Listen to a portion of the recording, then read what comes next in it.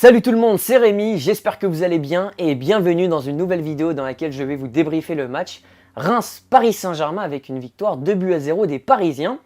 Donc, il s'agissait d'un événement puisque c'était le premier match du PSG avec Lionel Messi présent sur la feuille de match. Donc c'était quasiment certain qu'il allait faire ses premières minutes en Ligue 1 à Reims. Et du coup, c'était un match que je voulais voir en vrai, je voulais faire le déplacement.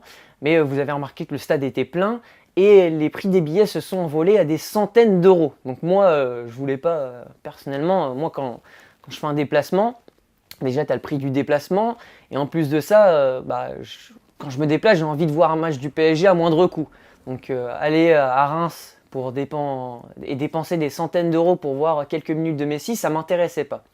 Personnellement, je pense que j'aurai le temps de voir Messi dans les en tout cas, peut-être pas dans les prochains matchs parce qu'ils sont aussi complets, mais au cours de la saison, j'aurai l'occasion de voir Messi. Bon, personnellement, moi, je m'attendais à voir un match assez difficile puisque durant les 3 premiers matchs de Ligue 1, on a marqué certes beaucoup de buts, mais on s'en est pris aussi pas mal. Donc, ce qui a montré quand même que le PSG est encore une équipe assez déséquilibrée. On met beaucoup de buts, on en prend beaucoup. Et Reims, eux de leur côté, ils ont fait 3 matchs nuls. Dont un match contre Nice et un match contre Montpellier, donc c'est pas non plus des brels offensivement. Donc il fallait s'attendre à avoir un match assez compliqué. Donc sur la composition, on a le retour des Brésiliens, donc le retour de Marquinhos dans la défense centrale, le retour de Neymar qui n'est pas revenu tout à fait affûté. Mais on a Kimpembe qui lui, du coup, avait une petite douleur à la cheville, du coup il n'a pas commencé le match. Du coup, la charnière, c'était Marquinhos et Kehrer. Et on a vu aussi que sur les ballons aériens, c'était assez compliqué. Bref, donc ce match, c'était vraiment une publicité un peu de la Ligue 1 dans le monde entier, parce que j'imagine que ce match a été vu dans le monde entier pour voir les premières minutes de Lionel Messi. Et le match commence déjà très mal, puisqu'il y a eu un engagement raté. Bon, après, c'est des choses qui arrivent. Des mauvais matchs, on en voit dans tous les championnats, notamment aujourd'hui même. Le Barça qui s'est affronté contre Étafé, c'était pas le meilleur match du siècle. Donc les Rémois ont commencé le match donc très déterminés. Au contraire, les Parisiens n'étaient pas tout à fait dedans. Du coup, on ratait des passes faciles. Et les Rémois qui jouaient donc en 3 et 5 défenseurs. Donc quand ils avaient la balle, ils passaient en 3 défenseurs. Et quand ils n'avaient pas la balle, ils passaient en 5. Donc le danger de cette composition, c'est que c'est le moment de la transition. Donc si tu as des joueurs qui sont très très rapides, qui jouent en contre-attaque, faut rapidement se remettre dans la posture défensive, donc à 5 défenseurs, et pas se laisser déborder trop rapidement. Donc après, ça reste quand même difficile à défendre, même si tu es bien organisé quand tu es face à Di Maria, Mbappé et Hakimi. En plus, je pense que cette tactique aurait pu vraiment marcher, mais ce qui a vraiment pêché, c'est la finition du côté des Rémois. Je ne sais pas combien de frappes ils ont réussi à cadrer en première période, mais c'était pas énorme. Voilà, en plus de ça, même si tu es bien concentré durant ton match, quand tu es face à des joueurs aussi bons techniquement et aussi rapides, c'est dur de bien défendre tout le temps, quoi. Et donc à la 15e minute de jeu, Di Maria centre et surprend tout le monde, même moi derrière mon écran, en faisant un centre à Mbappé qui met un but de la tête. Donc même avec une bonne organisation défensive, voilà, ils te sortent un centre de nulle part, tête de Mbappé, ouverture du score. T'as vraiment l'impression que le trio offensif plus Hakimi est vraiment injouable. Et aussi, ce qui fait vraiment plaisir, c'est que Mbappé, il est dans un moment de sa carrière déterminant, puisqu'on n'arrête pas de parler de lui, de son transfert. Et il est présent à tous les entraînements. Il ne sèche pas les entraînements comme par exemple a pu faire Ronaldo à la Juventus pour partir. Il est présent à tous les matchs, tu sens qu'il a vraiment envie de jouer, il va chercher les ballons, il a envie de marquer. C'est comme s'il n'était pas concerné sur son propre transfert. Lui, il est là, tant qu'il est au PSG, il va jouer. S'il part au Real, il va jouer.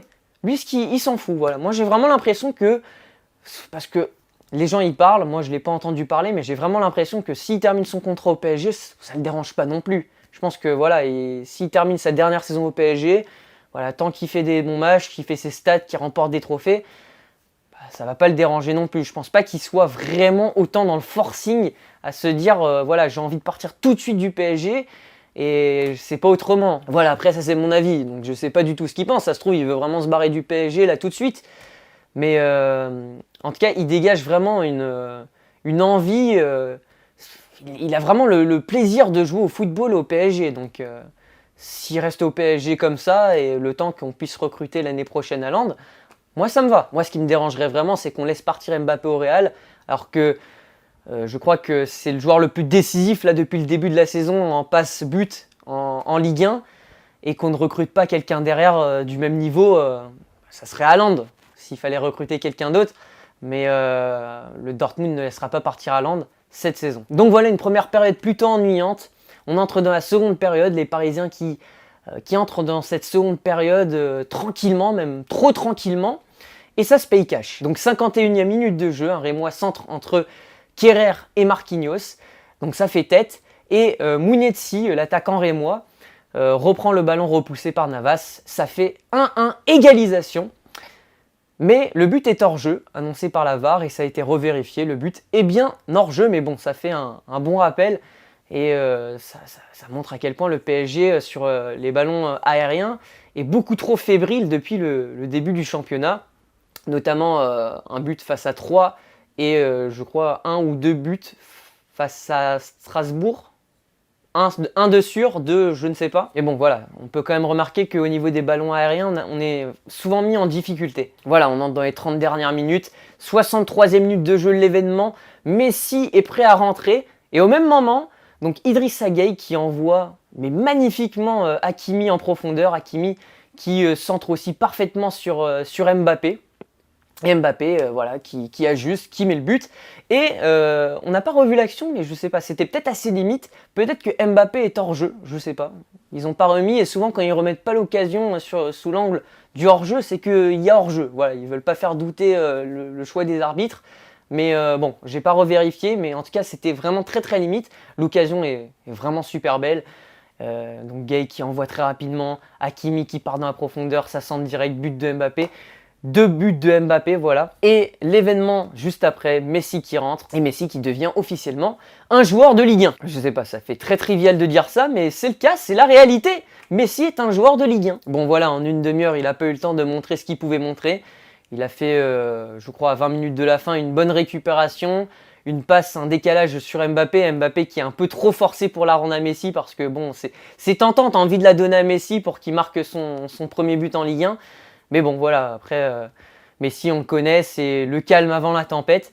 Et bon, il n'avait pas besoin de motiver le jeu, puisque Mbappé le faisait très bien. On menait 2-0, on ne peut pas critiquer son match. Enfin, il n'y a pas beaucoup de contenu, il n'y a pas grand-chose à dire. Il y a même eu 6 minutes de temps additionnel. Donc c'est pour dire que même les arbitres voulaient voir Messi faire un exploit. Voilà, donc en conclusion, c'était un match, encore une fois, peu divertissant. Bon, mais en tout cas, ça ramène les 3 points et c'est le principal. On peut quand même encore une fois noter que on n'a pas encore trouvé cet ajustement, l'équilibre, voilà. Donc on subit beaucoup trop d'occasions. Et je me dis que on n'est pas encore prêt pour jouer des matchs contre Lyon ou l'OM. On marque beaucoup certes, mais on prend beaucoup de buts ou on subit beaucoup d'occasions. Et c'était le cas ce soir. Voilà, j'espère que cette vidéo vous aura plu.